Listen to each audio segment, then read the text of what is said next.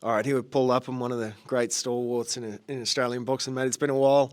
What have you been up to these past few years? Well, I've actually been working on non-boxing projects. I'm trying to do a feature film, TV series, comedy TV series, and I've actually got a non-boxing book. It's an Indian heritage story. It's going to be published by HarperCollins India at the end of 2024. So that's been a 3-year project. So I've just been trying to do some projects outside of boxing. I had 20 really good years in boxing, and I can never take that back. It's just an amazing experience. But yeah, to try and pursue other dreams, other goals outside of the sport, where doors open, you take them when you can get them. For new audiences, just give us a reminder of some of the events you've covered over the years.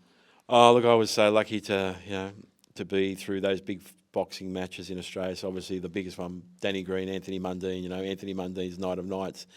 Mundine beating Antoine Eccles, was there at ringside for that. Costa's fight with Jesse James Lehar. Overseas, I called the fight on television for Ricky Hatton and Costa Tszyu, that amazing night in Manchester. Shannon Taylor versus Sugar Shane Mosley in Vegas. The week before was Evander Holyfield and John Ruiz. And the most amazing one I'll never forget is I went to New York September 2001 for Bernard Hopkins' match with Felix Trinidad, and I got stuck there on the Tuesday in September 11 for the whole week. The fight was cancelled because of the devastation happening there with the planes hitting the towers, and to be there in New York that week it's a pretty amazing experience. I'll never forget, as so many people died, but to be there firsthand and have those memories, it was pretty life-changing experience, and all because of a boxing match. So I've been pretty blessed over the years to have some amazing events and to hang out with some pretty amazing fighters. You're still keeping in touch with the boxing scene here in Australia. What have you made of it in recent years? Well, obviously Tim Tszyu's been leading the way for Australian boxing, and he had that disappointing loss to Sebastian Fundora. I think if he doesn't have the cut on the head, he would have won that fight and gone on to bigger and better things. But he's at a point now where, one, he needs to be careful the cut on his head's okay to return to boxing successfully, and he needs a win. If he has another loss now, people are going to start writing Tim Tszyu off and say, look, he's not as good as his dad. And I've seen amazing progress from Tim over the years, and I think in the next few years, the potential's unlimited what he can achieve, becoming one of the greats of the sport. But you've got to keep winning. Boxing is one of those sports where you've got to stay on top all of the time. As soon as you fall back into the pack, people are going to write you off. So, that people criticise Floyd Mayweather, but he never lost, and he was always on top. And whether you liked him or not, he was a genuine world champion star. So, Tim, to have that loss, I think, maybe he needed a loss sometimes to refresh and to reboot. So hopefully he comes back better and better. There's a few other guys there trying to win world titles and, compete for world titles, but it's so hard. I've always said, winning the world title is one thing, but just to get the world title fight these days, there's so many machinations involved in promotions, and even with so many world titles, to try and get those opportunities. Alex Woodward's coming up with a WBA minimum weight world title fight in Perth coming up in September, so it's a great opportunity for him, but that's a tough fight against the champion. So, there's a few guys out there. We've had a few losses, unfortunately, recently for Australian champions, so we need someone winning world titles and shining a light positively on the sport. It's back on Tim Tszyu. What did you make of the Fundora fight? What do you think he does next? What's the most appropriate path for Tim Tszyu at this point? The best thing that Tim ever did was to stay active. When guys are waiting around for a year or 2 years before they have a fight, Tim was wanting to fight. Give me a fight 3-4 times a year, and that set him apart from other top-line fighters, and he was prepared to fight anybody. He'd fight anybody in the top 10. He'd fight anywhere, whether he goes to America or anywhere else. So if Tim's just got to stay active. So once he stays active, the big fights will come. There's no doubt about that, because he brings that name brand recognition, and he's already proven, the guy's a genuine top-class fighter. He needs to win a world title to prove that and get that opportunity. But, he just needs to stay active and just do what Tim Tszyu's doing, because every time I saw Tim, he was a little bit better. Every training camp, he'd learned something, and you saw he was a little bit better than last time. So, if he keeps doing that, there's no doubt that he can fight some of the best guys out there. And in his weight class, because eventually he's got to move to middleweight. He can't fight at super welterweight forever, because I know he's struggling to make the weight. He's really on that sort of borderline. But he's competing and he's doing it well. But eventually have to move up to middleweight and probably maybe even super middleweight. So there's an opportunity to win world titles in multiple weight classes. But, he's just got to get the world title first and start from there. What do you make of guys like Joe Opetaia, George Kambosos, Liam Paro, big win recently? What do you make of those sort of guys? Joe Opetaia is probably our leading, up there with Tim Tszyu now, a star. He's fighting overseas, he's fighting regularly, to fight in the Middle East and get some of that big money, but also that exposure now. And he's winning impressively. Like he's winning fights that's not even close now.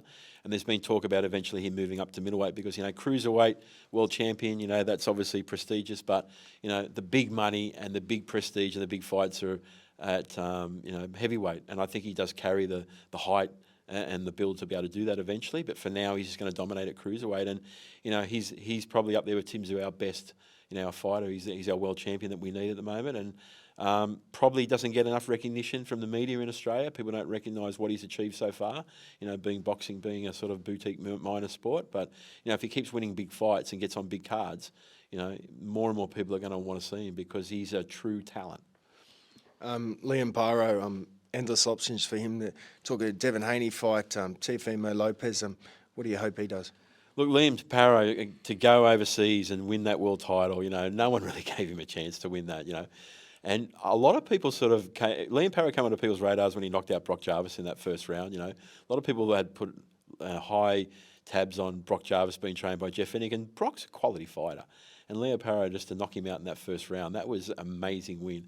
And a lot of people sort of took notice from him then. And since then, his career's just sort of, just transcended. It's been amazing. And to win that world title overseas, to bring it back to Australia, amazing win against a very good world champion. So, Paro's got options now, and let's just hope that he gets the right fights, and we can have the world title fights back here in Australia, because we'd like to see that. So I think that's a definite possibility. So, yeah, like another talent. But, at a time when we needed another world champion, he came along for us, and that just, again, helps raise the profile of boxing. Massive fight in LA this weekend, Crawford, Madrimov. Thoughts on that? It'll be interesting to see Terence Crawford after you're out of the ring, because I'm always a bit suspicious of boxers when they get to that 35, 36 years age. History has shown that 35 is usually the cut-off. Costa Tszyu, Roy Jones. Not many guys have great wins. Only boxers had really good wins over the age of 35 as people like Bernard Hopkins and George Foreman, So I'll be interested to see how Crawford goes because, he's been so dominant for so long in so many weight classes. He's coming against a guy who's, a genuine talent. He hasn't got much professional experience, a long amateur career. But, Crawford's talking about having some other big fights, possibly moving up and fighting Canelo Alvarez or somebody else. So, after dominating Errol Spence Jr., Crawford showed that he was the pound-for-pound champion. And then to be out of the ring for a year, people sort of maybe forgotten some other guys. I knew he's come along and shown how great he is, and sort of people shuffling up their pound-for-pound rankings. I still think Crawford's been the pound-for-pound number one, but he's got to prove it again. So at this age, I'm interested to see, has he still got it? What do you make of the Saudis and their involvement in boxing today? Look, is it going to be long term? Are the Saudis going to continue to put millions of dollars in? How are their promotions going? They won't tell you how much for them, if their money they're making on these promotions. Are they losing money? They seem to be spending a lot of money. Hey, that's great for boxing. It's great for the boxers. They're making fights that we probably wouldn't have seen otherwise. To have Tyson Fury in big fights, against Usyk, that was amazing to have those two guys. And they're going to have a rematch at the end of the year. That's great for boxing. So if they can put on these big fights and bring the world champions together, for the benefit of the sport, that's a good thing. That seems to be a positive. Obviously, people have got criticisms about where the money's coming from and the history with the Saudis, and people will take their own stance on that. But, if they're prepared to put out their big money for big money fights, it's good for the sport. Nikita Tszyu, fight coming up, Cohen Mazoudier. Thoughts on that one? Look, I think Nikita and Tim Tszyu will beat everybody in Australia. In the Pacific, they'll beat most top 10 guys. I think Nikita is continuing to improve. He was a raw talent. He decided sort of later in his life that he wanted to, try boxing, and he just showed that he's got it. He's just got that Tszyu ability. But the thing about the Tszyu family that people forget is that, they are using the blueprint that Costa Tszyu developed with, Johnny Lewis and Igor Gulubev, their uncle who now trains the boys. And they're just doing exactly what Costa did. They do the same diet, they do the same sparring, they did the same exercises, the same routine, and that took Costa Tszyu to being one of the greats. So as long as they follow the Tszyu boxing system, there's no doubt they'll have great success. And I don't have any doubt that Nikita's going to be a success just like Tim has been. It's just about getting the right fights at the right time, not pushing him too far too early. And if he does have a loss, like Tim, maybe he needs that. Maybe they need that experience. Costa, when he lost to Vince Phillips, came back and was a better fighter. There's no doubt about that. He improved and he became undisputed world champion. So, like Tim lost, Nikita, he will beat most guys. I've got no doubt about this fight that Nikita's going to win. He's just a genuine talent. And they train. If you go and see how they train hard. They train like their dad did. The Tszyu family really pushes it when it comes to the training. And, they'll be ready and they'll be right to fight. Just want to pick back. George Kambosos, massive win, Lopez, couple of losses. Haney went in with Lomachenko. What have you made of his career the past few years, and where does he go next? Look, George Kambosos will probably reflect with disappointment, but he didn't lose to nobodies. Devin Haney, quality world champion. Vasily Lomachenko, one of the all-time greats. There's no doubt about that. So, they lost. He lost. It's disappointing they lost, but you didn't lose to nobody. So, George needs a win. He needs to get a win, for his own confidence. He's probably questioning his own ability. But when you look at the opponents that he had, there's no shame in losing to these guys. But, if you want to be a successful boxer, you've got to keep winning. So George needs some wins. So I'd just like to see George get some wins, get his name out there. Because we saw against Lopez, George Kambosos Jr. is a genuine world champion. It's just unfortunate he's come up against guys who've been a little bit better than him. So, whoever George fights next, he needs that win because otherwise, he's just going to get forgotten about. Now, I know you were around when Choc Mundine had their big rivalry. Michael Zarafa, Nikita Tszyu, Michael Zarafa, Tim Tszyu. What have you made of all that? Michael Zarafa's going to have a fight on Nikita's undercard in a couple of weeks. Look, if Zarafa can keep winning, great. But he's always going to have that mark that I was offered the fight and then pulled out of it at the last moment. As I always say, it's hard to get big fights. You got to take them when you can get them. So, if Zarafa keeps winning, then he'll get opportunities. But I'd rather him just get out there and win rather than talking about it. Like Tim's on a different trajectory at this stage. Tim's gone past Michael Zarafa. Michael Zarafa needs to do his own career. And get his own fights and get his own wins. And if he keeps winning, big fights will happen. And hey, if there's a rematch with Tim Tszyu and it's meant to be, it'll happen. But Zarafa's got to keep winning against other guys first. Last one. What about yourself? Any chance we'll see you back out on the boxing circuit anytime soon? I'll never be lost to boxing because I love boxing. It's my sport. I've just been doing other things. I've had the opportunity. So, yeah, look, anytime I get the opportunity to be there at ringside with someone like yourself, Jai, it's always great hanging out with friends down in boxing. And, I think I've proved over 20 years that I think I know what I'm doing there. And I just love it, I respect the boxers so much, male and female, because they train so hard and they put so much into it.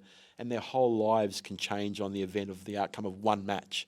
And I respect that, what they put into their craft. So, anytime there's big time boxing on, if I can be there, I'll be there at ringside. Legend. Thanks so much, man. Thanks, Joe.